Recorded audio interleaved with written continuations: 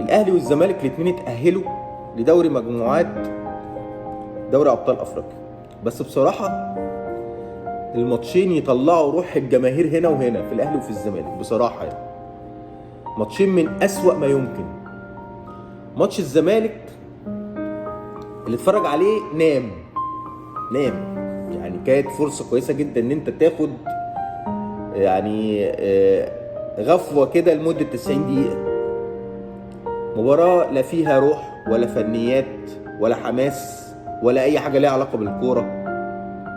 مباراه من اسوأ المباريات اللي لعبها نادي الزمالك في تاريخه. هو انا بس محتاج اعرف، هو امتى المهدي سليمان هنشوفه بتيشيرت نادي الزمالك؟ الراجل طالع بيتكلم في تصريح بيقول ربنا عالم بالمجهود اللي بيتعمل، بس انا مش فاهم انا ما بلعبش ليه. واحنا مش فاهمين هو ما بيلعبش ليه. وانتوا كاداره نادي الزمالك جايبينه ليه؟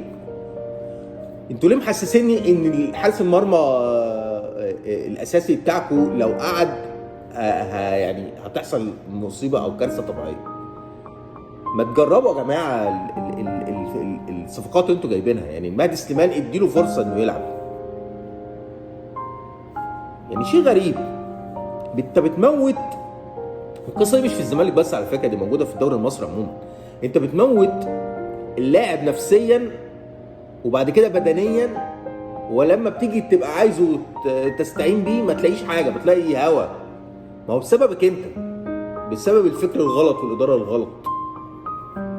عندك فرصه كويسه، فريق زي ديكيداها ده اللي ما حدش يسمع عنه، اول مره اسمع في حياتي عن حاجه اسمها ديكيداها اصلا في الكوره، وانت كسبان هناك 6.